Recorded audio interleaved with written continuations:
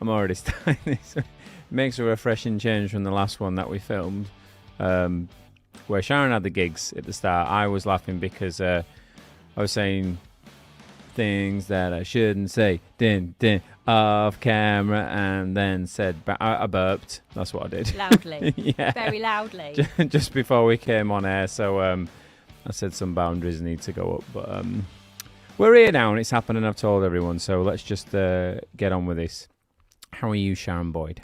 I'm good, thank you. How are you? I was waiting for that. Thanks. I was Acknowledging your question and giving you a chance to say that I was listening, and then asked you back. Well, I appreciate that, because I don't know if anybody else has had this, but the amount of times I've picked up the phone to someone or met someone in person and I've gone, oh, nice to meet you. How are you? And they've gone, yeah, I'm fine.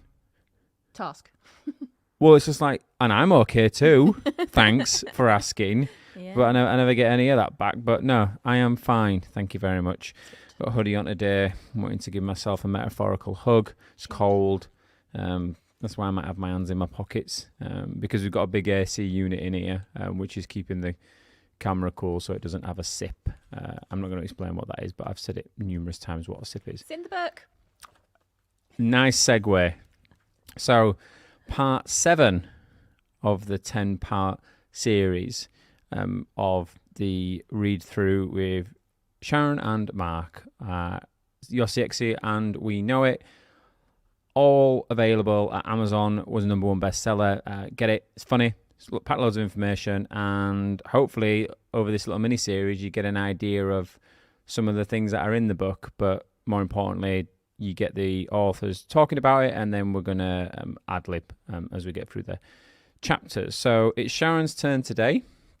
And what page are we on? 72. On page 72. And the chapter is called... VaVaVoom. Is it French? Yeah, it's a French word, I think, isn't it? Is it VaVaVoom? I think so. VaVaVoom. Although it's spelled VaVaVoom. Yeah, I got excited when I titled it. Yeah. So, as always, key takeaway, MKLism, main body, call to action. Over to you, Sharon Boyd. Go. Thank you. Okay, starting with the key takeaway then. So CX is one hell of a differentiator. Brilliant basics that are consistent and simple, and then add a big fat dollop of delight on top. I enjoyed writing that bit. That's an interesting word, is dollop. Yeah, and that is how we CX the shit out of our business. We're getting more sweary. You're getting more confident. Boundaries are coming off. It's gone from a U to a PG-13 now as this podcast. Yeah. Apologies. Anchor are going to bollock us for that now.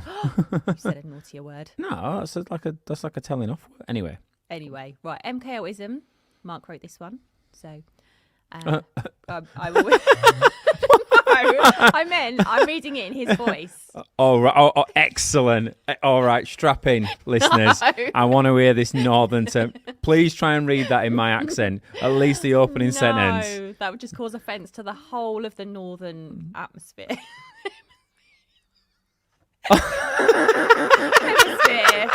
Hemisphere? Northern hemisphere.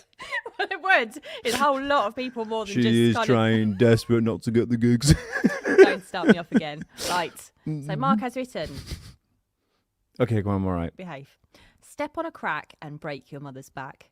This was a game we played whilst walking to school. If you stood on a crack in the pavement, you lost and your mum broke her back. Figuratively, of course. Crazy paving was an absolute nightmare. Speed was key. The faster you could move, avoiding the cracks and making it to school, aloft you were thrown on the shoulders of your peers. I'm 38 now. I haven't played that game for nearly 30 years. However, to this day, I can't walk down the street without avoiding the cracks. True story. True story, that. I can't even go under the... You know, when you get like a road sign or a sign for something and it's got the two poles and you walk underneath it, I don't go under that because apparently it's bad luck. Same when you don't go under a ladder. Yeah. Anyway. Okay. So he writes, I'm older, wiser, fatter, and a lot less brave. Oh, thanks. I don't think it says fatter in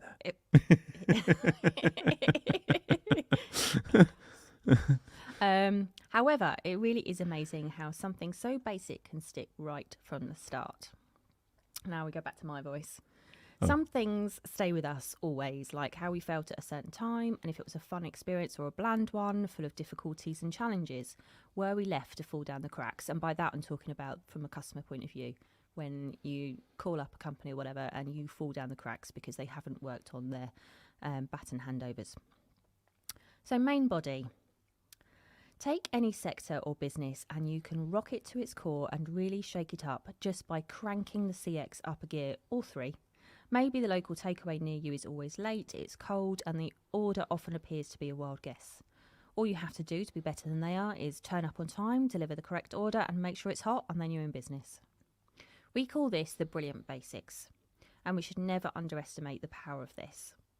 This concept doesn't just work for your customers, it works for your employees too. Pay your employees on time, ensure their equipment and systems work, and that they have a friendly, clean place to work, and you're already well on your way to great employee experience. You'd be surprised how many of these basics are missed. Be very clear on what the brilliant basics are in your own customer or employee offering, and then make them consistent. A brilliant basic becomes expected. If you cease to offer it overnight, people notice, and they don't like it. Once the basics are in place, then you go up a level. This is your own personal magic. The more creative, the better. Stay true to your brand. This is the time to rev it up. For employees, send your team little handwritten letters or gifts, celebrate their achievements and birthdays, give them perks that they'll appreciate. Ensure they have a cracking onboarding stage, start as you mean to go on. Because we're all about cracks on this one, aren't I? However, just like Maslow's hierarchy, you can't skip the basics and go straight to the VaVaVoom. I'm talking about the delight stuff there. Exactly like if you were homeless and someone gave you a TV. Lovely, but completely pointless. Can't plug it in and watch it. Mm-hmm. Reduced membership doesn't work at a fancy gym if your employee is totally overworked, has no idea when they're going to be paid or what their shift pattern looks like. Remember how easy it is to go elsewhere as a customer or employee. It's a whole lot easier than it once was. Go compare type websites have made sure of this. So avoid being complacent with your people. A little effort goes a long way. As you scale up, make sure these brilliant basics stick. Keep them simple and consistent, and keep leveling up. Create a calendar of delight moments to land this well if that's what works for you. Call to action, grab a pen, and map out the brilliant basics for your customers. Do the same for your employees. Be honest. Are you delivering on them every time? If not, why not? This is your chance to step up.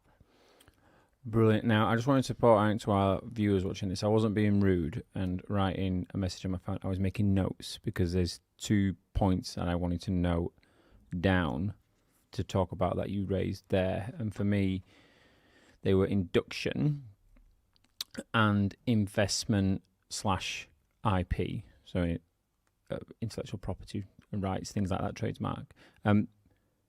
I love that saying, brilliant basics, because it's wrote in that book about I think it's the pizza shop. That's a good idea.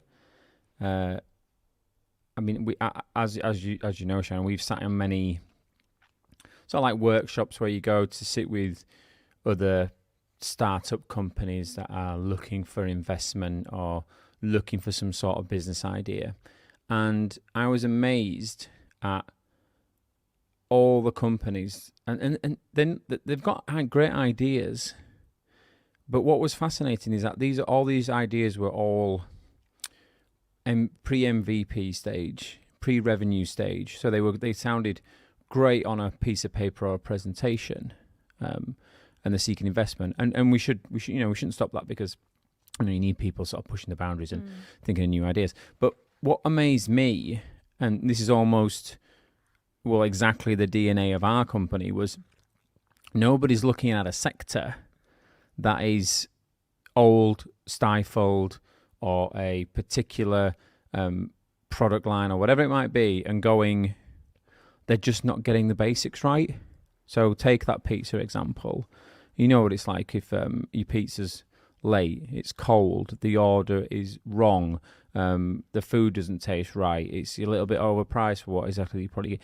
All those things, you would go, you're a pizza shop.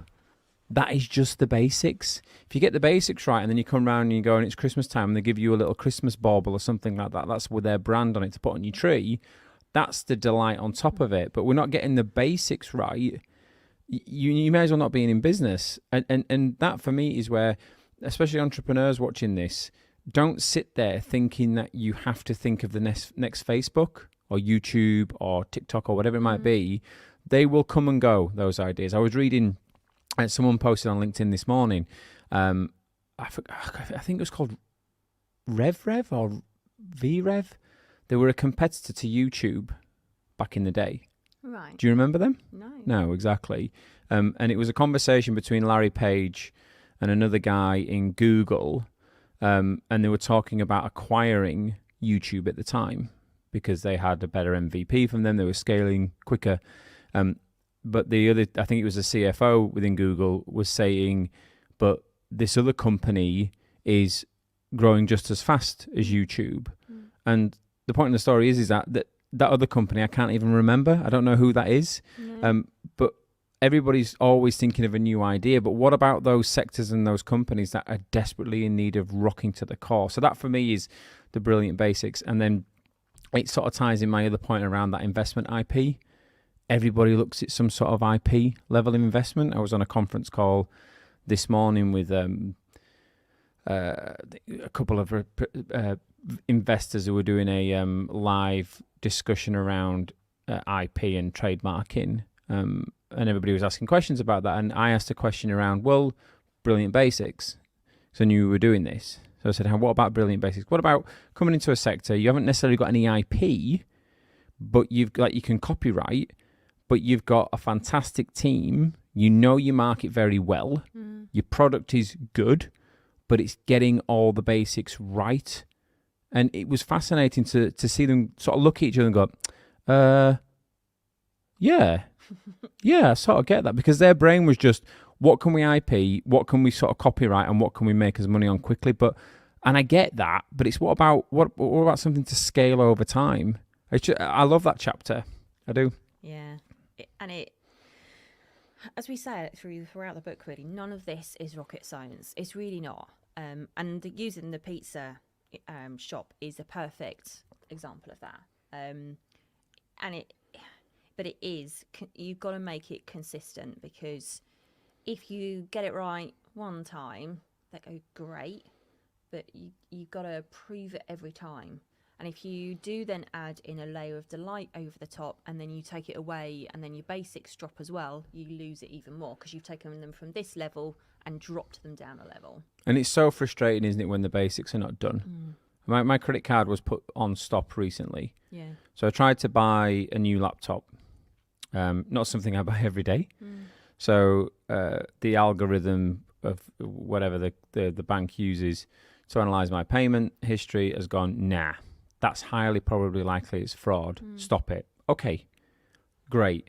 Arguably that's doing its job. But what it didn't do is it didn't tell me that.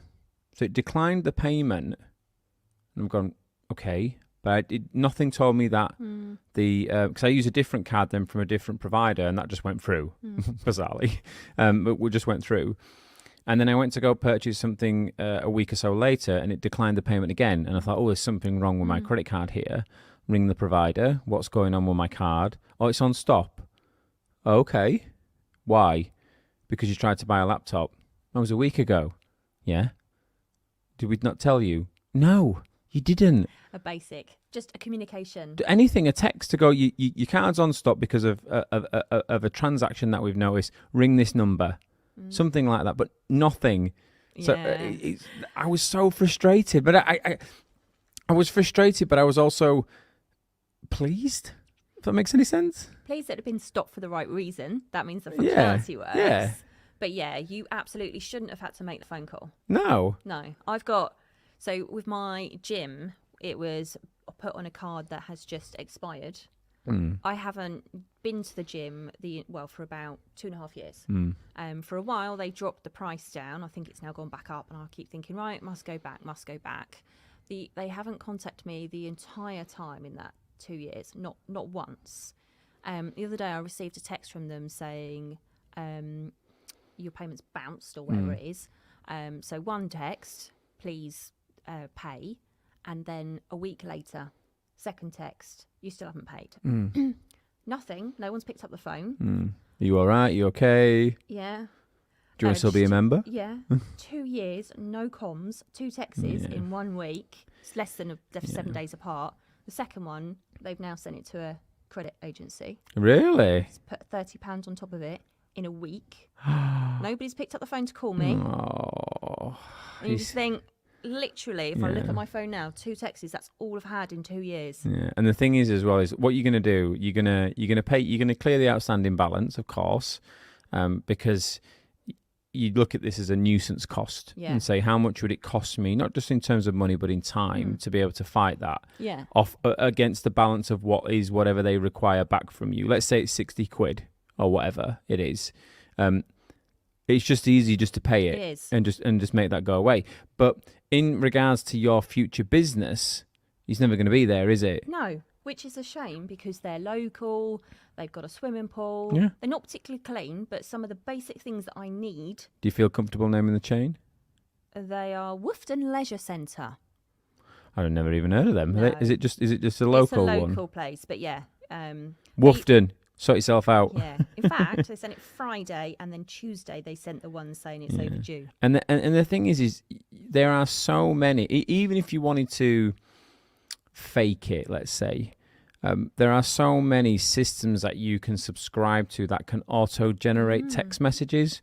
You know, the bots are very good these days. They're getting better to say, "Oh, hi, Sharon, I haven't heard from you for a while," or you know, it's a themed message. So there's always something going on. Remembrance Day, or you know, we remember our fallen heroes. Why don't you come and do a march on a treadmill or something? You know, it has to be relevant, but it's obviously fitness based. You know, it's Halloween. Do you want to work off all that Christmas candy? You know, Halloween candy. Yeah. You know, that's not hard to do. No, and that's why we're saying here about putting a little bit of extra effort in to work out what your basics are, and then what your delight level is. Exactly. So if you take, let's use a real life example here, our business. So we are in the FM/IoT space, which is a digital FM. Yeah. Now, let's not talk about IoT because that can get quite complex. Let's keep it very simple so people can understand what this means. Let's talk about it from a facilities management point of view, and let's talk about it from an electrical compliance point of view. So if you're watching this or listening to this and you don't know what I mean by electrical compliances, if you're in a building right now, even if you are a tenant within a landlord building or you've got your own building in regards to offices, there is a requirement within the UK at least to make sure that building is electrically safe.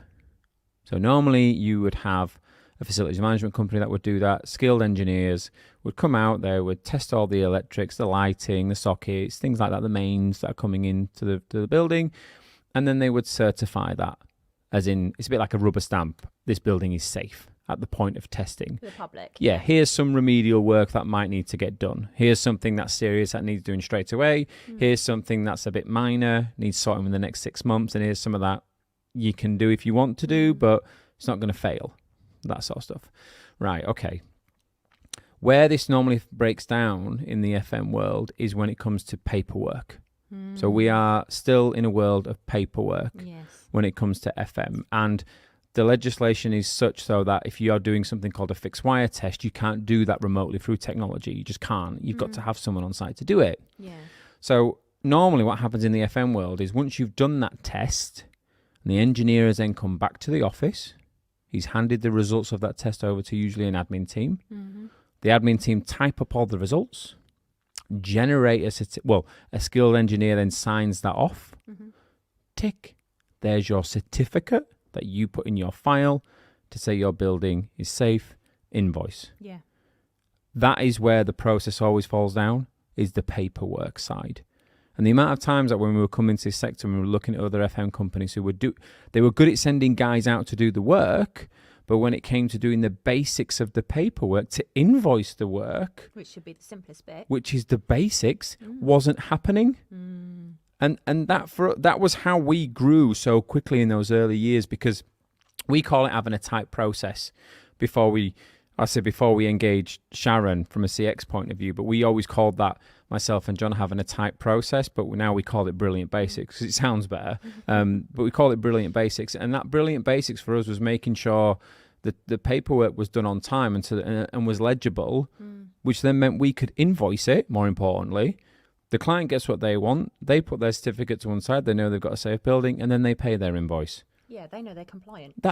It's so bizarre how a lot of companies look at what do? They look beyond the basics.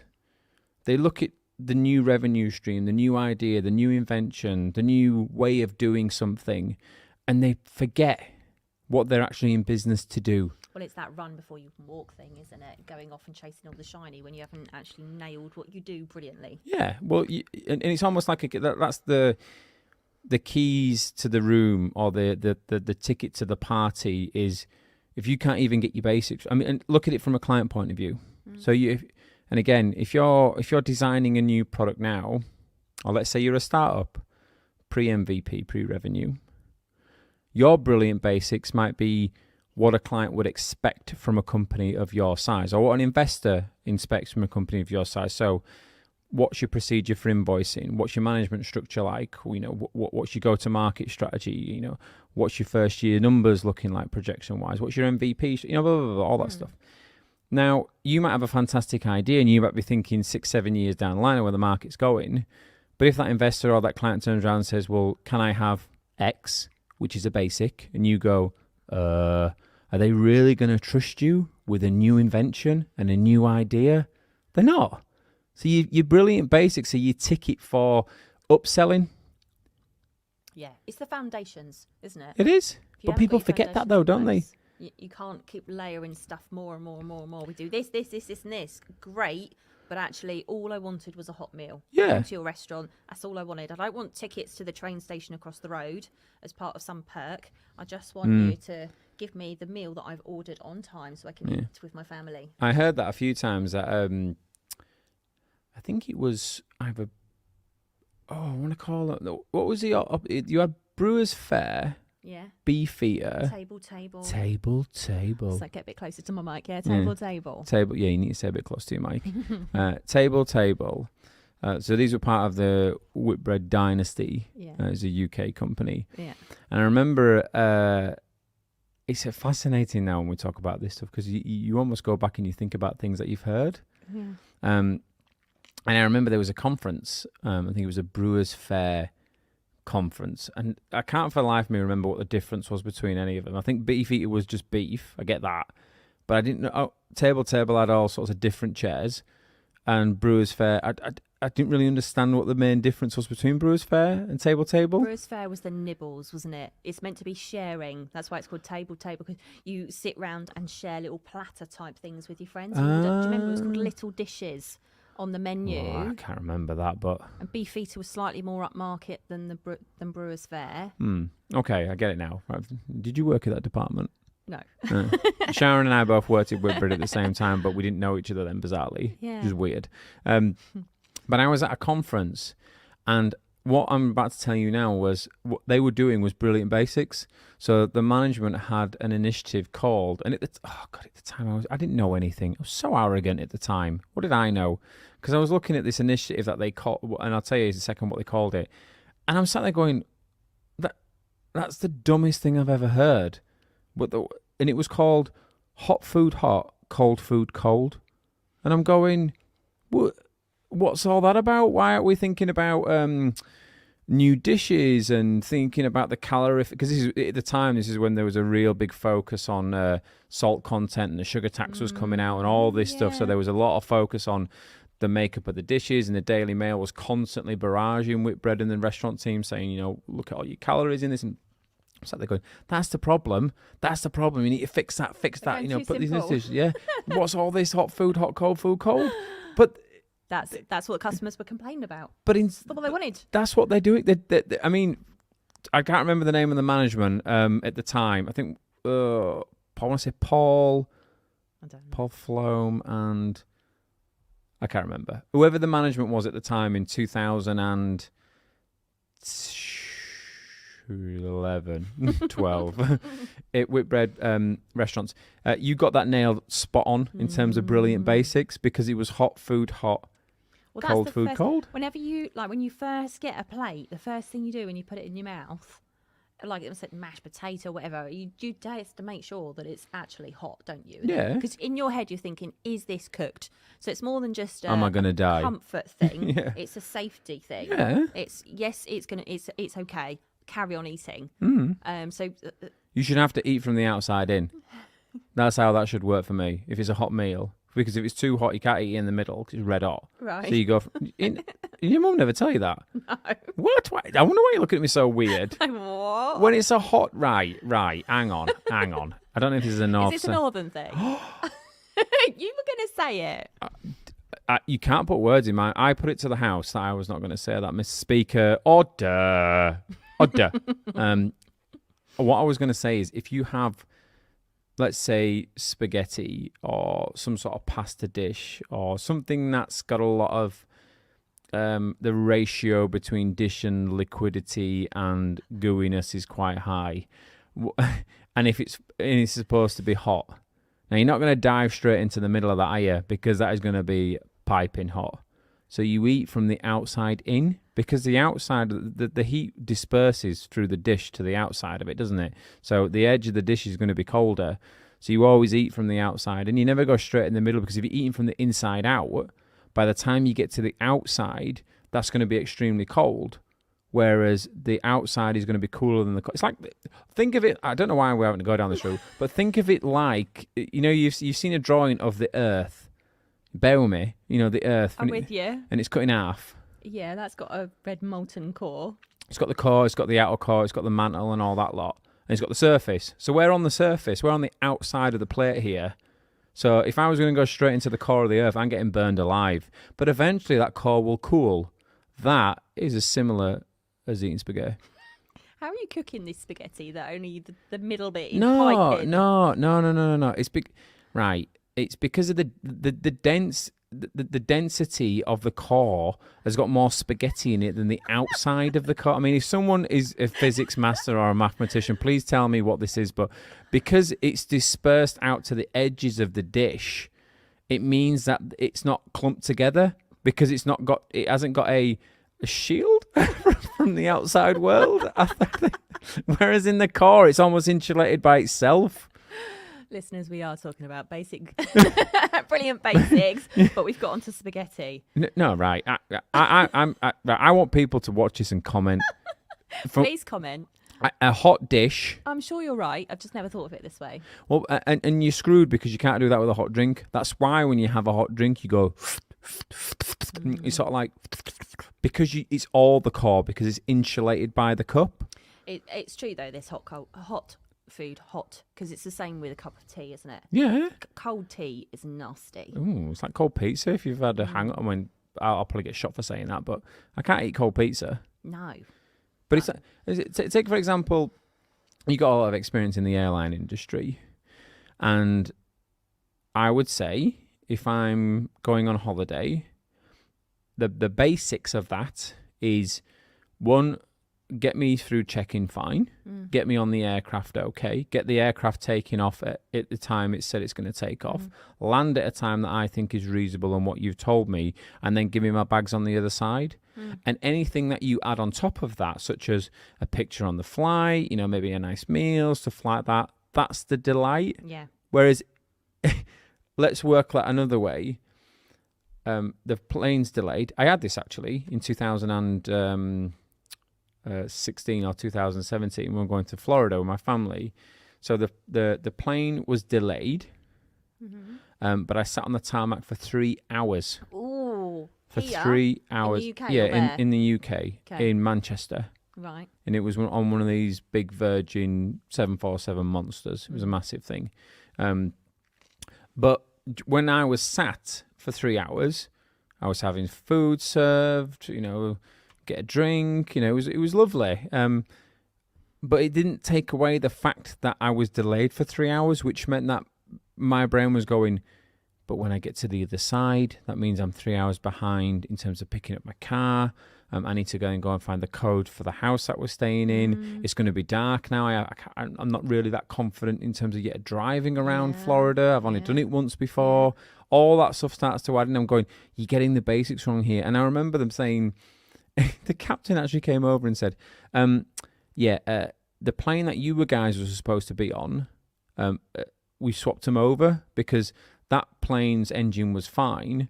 So we put the earlier flight on that one, and now you're on the plane that's got the broken engine part, which we're now fixing. I'm saying, well, why? So my flight that I was supposed to be on, you took me off that to put me on the broken plane because that flight was earlier than the people on that plane was supposed to fly earlier. So they bumped them up to my plane so they could take off earlier so they weren't delayed longer. Do you know why that was? Yeah. I know exactly what that is because the 3 hour. They should have just taken the hit there and left the people who were already disrupted and given you the perfect. So they've disrupted two flights. And I remember we got to the other side and I complained when we got back from the holiday afterwards, and it was 2 hours and 45 minutes. Oh, so they were just under that 3 hour payout. Yeah.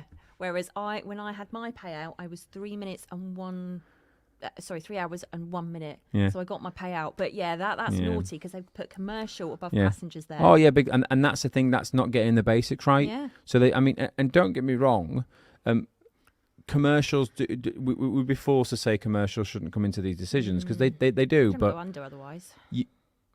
Ultimately, what then not only captures your customers, keeps your customers with you happily, but then gives them the confidence to buy more is by just getting the basics right. Yeah. And in that case, that payout that they have to do over the 3 hours is a huge outlay. So they do everything they can to make that work.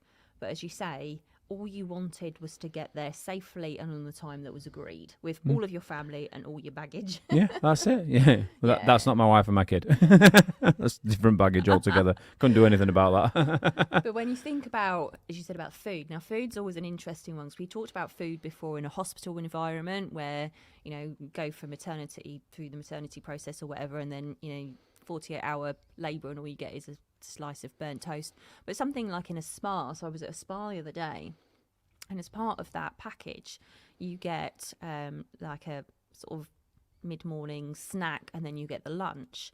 And as part of that, we've been going to this spa probably about 7 or 8 years. The menu has got less and less and less, and it hasn't changed at all. It's always been the same. And it's quite ropey. And for a spa where something should be, that's one of the basics really of that spa because it's part of the package, and it's just got worse. And you kind of, every time we go, we comment, why don't they just sort the basics of the food out? Just put some jacket potatoes on or something like that, because they've got this weird food and hardly any choice. And it just comes back down to... I hate spas. Yeah, but for them, if they just like exactly as we say in here, when we say just take it up a notch, they did that. Do you know someone who I found recently who absolutely nails the basics brilliantly? Go on. Apple. Yes. So yes, they're expensive. You pay a premium for their products, but let's take the price out of it. So I recently changed my watch. So I bought a Series 2 watch when that first came out. And I can't remember when that was. Years ago, whenever the Series 2 came out. And it hasn't skipped a beat, only for the past 6 months. So doing a lot of training for a marathon, and I use my watch all the time when I train. And what I was finding was the watch would sometimes trip out halfway through a run and it wouldn't log it. And I really want to log the runs because then you show the progress and how many miles you've done in your shoes. A blue person, so why wouldn't you do that?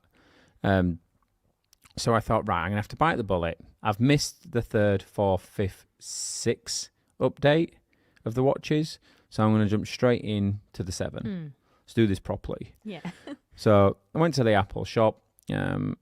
And the lady took my details, and a young chap came over, only a young lad, talking to him, and he was telling me about the product, and he was getting it all out, and he was showing me, and I could touch it and things like that, even in COVID times. You know, he cleaned it all that stuff. So again, these sort of like hygiene factors starting to come in. I'm just observing and watching. And then he's showing me the watch, and I was blown away by the watch because again, I've gone from a 2 to a 7. So it's a big jump in terms of technology and how big the screen is and the functionality and all that lot. Great. So far, so good. And then he starts talking to me. Cause I just started chatting to him about semiconductor issues because why wouldn't you to a 20-year-old lad? And he was telling me about the iMacs and the challenges they've had, and they've got no Apple, they've got no iPhone 13s in, even though they've just come out. So all these issues. And I said, you know what have you got in? I'm just out of interest. I'm not planning to buy anything more. And he went, oh, we've got, the iPod Pros, and we've got iPad Pros in and things like that. And I went, do you know, I've heard some good things about these iPod Pros, the earbuds, about the noise cancellation. I've got the first generation ones, are they any good? And he went, hang on a minute, I'll go get you some. He walked away, came back. AirPods. Sorry, the AirPods. He walked away and he came back and he had some demo ones, and I looked at him a bit weird and I went, I'm not putting in like demo AirPods. Who's had that in their ears? And he went, no. They're cleaned and all this lot every time, and he changed the little things in them. And I went, all right, okay. So we got them out. And I went, do I need to connect them to anything? And he went, well, you can connect them to your phone, but they'll work as soon as you put them in terms of the noise cancellation. And this was a busy Saturday afternoon, and the shop was heaving. All the background noise, all the conversations. Yeah. When I get home, I'm going, you said, all those little back conversations that you love to listen to. Put one pod in, put the second pod in, and he was in absolute hysterics when he saw my face. He thought I had a brain damage or something like that because of the look on my face, because I was blown away at the noise cancellation. Like when you see a baby when they first put glasses on. Yeah, exactly. Or first have hearing aids. Exactly. It's unbelievable. But that's so far so good. Yeah. But a long story. But in terms of the brilliant basics, it was when I got home. So when I got home, I had the Series 2 connected to my phone. Wanted to connect the Series 7. And when you open up a new Apple product, it's got that like weird matrixy thing that pulsates. It goes, just put your camera over that. Yeah. So I put my camera over that, and then it did the wheel and spiraled around. Boom! All that data was gone from my phone and my watch to my new watch, and it said, "Click this button here to erase your old watch." Clicked it. Done. I know, they are brilliant at that onboarding. They've done so well. Unbelievable.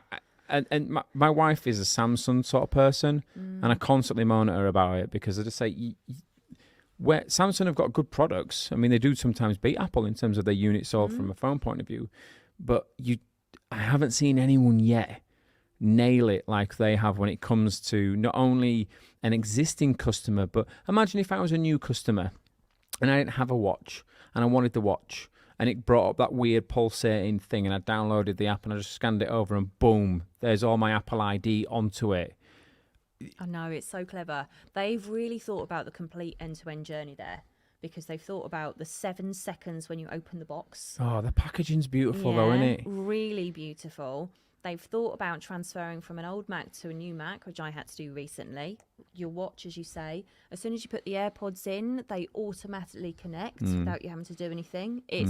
That is really smart. And you can say what you like about Apple, but they are really good at that design piece of making that work seamlessly. Well, we're recording this, and we've got a camera, but we record it all onto an iMac. And I've never sort of been an Apple computer person. I've been an Apple phone and watch person, but I've never been an Apple computer person. I've always been a Windows sort of person.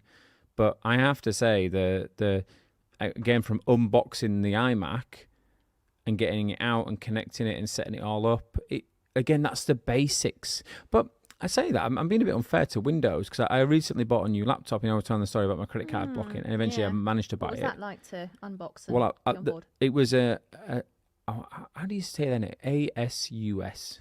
Is it Asus? Asus? That's how I say it. Yeah, it was the ZenBook, so it's got like a two-screen laptop. Really cool. Yeah, that does look quite fancy. But so unboxing it was really good, and because it's a Windows machine, I've got a Windows account, and it just said, right, put your stuff in, put my Windows ID in, and then it went through the process of updating the machine and all that lot, and then boom, I was straight in. All my OneNote was on there, all my OneDrive was on there, all my emails were on there, even stuff I had saved to my desktop on my old Windows machine had pulled over, and I went, actually, that's really good. They've worked hard there, haven't they, to go, right, Apple are doing this, why aren't we? Well, it used to be a nightmare setting up a Windows machine. It just used to be, the Windows machines was more for the geeks, and the Apple ones were more for the way, you know, a little bit funky, a little bit different. It was almost like, I remember when I first got a MacBook when I think 2011, I first got one, even though they were astronomically expensive back then. And I remember saying to my dad, if you're in the market for a new laptop, you're better off getting a MacBook because it's so much easier to use than a Windows machine. Windows machines are quite complicated to use. But I would say Windows, Microsoft have gone through a very steep learning curve watching what Apple have done, and you can see it in their machines now, in that it's not as complicated to use a Windows machine as it used to be. The other thing that Apple do really well, which you touched on there, was not only do they design their products really well, but they also do the employee bit, don't they? So they really get their employees to be advocates, so that when you do have an issue, because we often talk about customer recovery and how important that is. So you went in with your watch saying, you know, I could do with the new watches. And they then went through talking to you about and hands-on stuff. His knowledge of that guy and already knowing what the products do and what they're like, he was able to sell it to you in a non-selling way, wasn't he? Really? Oh, I wasn't even going in to buy those. No. I was going in to buy the watch. Yeah, but he knows their products inside out to be able to give you that service you need. But what he allowed the product. He was switched on enough to know this guy's not. You know, he hasn't experienced noise cancellation like that before. So if I put it on him, more than likely he might buy him, or he might buy him in the future. Or he's giving you that experience. It's a memorable experience you've never had before. But now you've linked that to Apple. Yeah, exactly. And that will always be, you know, when someone goes, you ever tried noise cancellation? I mean, these here that we've got on now are noise cancellation, but I can't walk around with these on. No. Or a microphone constantly strapped to my hip. You know, it just doesn't work. This is how the AirPods sort of work. You don't need all this stuff. And I use them for running and everything now. I mean, I remember... Bless me. And when I first got them, I brought them into the office, and I'm boiling the kettle, and I'm getting closer and closer to the kettle in my ears, and I can't hear it boiling. I'm telling people, wow, have you heard these? And John's going, are you the first person ever to buy AirPods? And I'm going, no, but I'm me, and I've not experienced that before. So look at me, and I'm constantly going like this, and but then when I go for a run, I don't know if this is a good or a bad thing, but I hear no road noise, no nothing. See, I can't do that because suddenly a bike zipped past me, you know, a pedestrian bike, and it scares the life out of me. So I'm suddenly like, woo! Someone could shout, "Excuse me, mate," or "Don't watch that bus, mate. Watch that bus. Watch that bus." And you Dead. Didn't hear it. I won't hear a thing. I'll be there going, boom, boom, digga, digga, boom, boom, boom, dum, dum, yeah. Oh god. Feels like a. Oh yeah, I'll be there going like that. Barely 2 words in. Just running away, going, Oh, let's go, yeah. Oh, getting up to this hill. Come on, Mac, push it. Go. Yeah. Dead. Yeah, but they've given you an experience there, haven't they? They have. It's been great, and I love it. So for us, the basics, do not underestimate them. Do not underestimate them at your peril. If you do not get the basics of your business right for your customers, then they will not trust you to bring them any new ideas or products that you might want to sell them. Nail the basics, call it what you want, call it brilliant basics. We don't care as long as you do it. And if you're not sure what they are, ask the customer. Ask your employees who are front facing. Don't guess. But you'll be surprised that the majority of them are just say something safe, something secure, on time, as you promised. Exactly. And then I think, with the music starting... Music's kicked in. That means it's the end? It is. Very sad. Are you disappointed? Yeah. Are you glad to get through this one? Well, I didn't laugh that time. You composed yourself quite well, actually. I did. Should we do that thing, you know, with the camera where we turn all the sound off, but yet we continue to talk? You know, when newsreaders sort of like flush their... Oh, yeah, where they look yeah, like they're chatting. yeah. We'll try that. We'll kill the music after this stops recording, and we'll try it to see what it looks like. Then. We'll go like...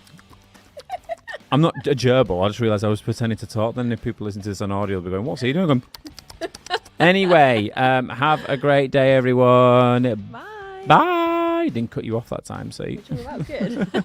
Thank